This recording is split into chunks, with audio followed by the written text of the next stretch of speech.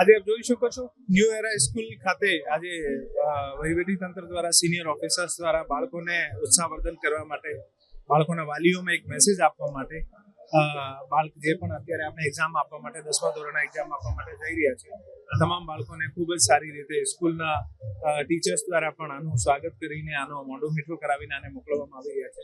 સાથે સાથે બધાનું ઉત્સાહવર્ધન પણ કરવામાં આવે છે. એક તણાવમુક્ત, એક ભયમુક્ત, એક સંકોચમુક્ત વાતાવરણમાં એક્ઝામ આપી શકે. આખા વર્ષ બાળકોએ ખૂબ સારી રીતે સ્ટડી કરી છે અને જ્યાં એક્ઝામમાં એકદમ તણાવમુક્ત માહોલમાં એક્ઝામ આપશે તો આનું રિઝલ્ટ સારું આવશે.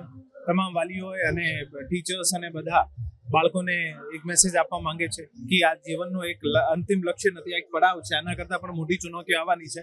તો જીવનમાં કોઈ દિવસે ચુનૌતી જે આવવાની છે આનાથી કોઈ દિવસે ગભરાવાનું નથી.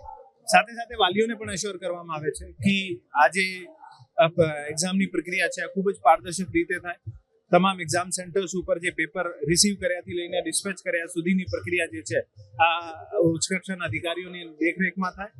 જિલ્લાના તમામ જે પણ નાનામાં નાના કોઈ સેન્સિટિવિટી જણાતી હતી ત્યાં તમામ સેન્ટર્સ ઉપર ક્લાસ 1 અને ક્લાસ 2 ઓફિસર્સની અપોઇન્ટમેન્ટ કરવામાં આવી છે અને આ ઓફિસર્સ સંપૂર્ણ એક્ઝામ પ્રક્રિયા દરમિયાન આનું મોનિટરિંગ કરશે.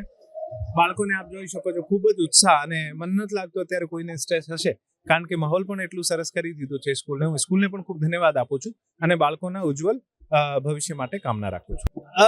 આમ જોઈએ તો પહેલા પેપર પહેલા બધા નર્વસ જ હોય પણ આ આપણી જવાબદારી છે અને ખૂબ સારો ઇનિશિયેટિવ પણ છે સ્કૂલનો કે આ બાળકોને જે સ્ટ્રેસ ફ્રી માહોલથી બહાર કાઢવાના. કારણ કે માનવ મસ્તિષ્ક જે છે જ્યારે તણાવ મુક્ત, ચિંતા મુક્ત રહે ત્યારે ખૂબ સારો આઉટપુટ આપી શકે છે અને આ લોજિકથી બાળકોને આપણે અત્યારે થોડા હળવા કરીને મોકલીએ તો મને લાગે છે આનું રિઝલ્ટ સારું આવશે.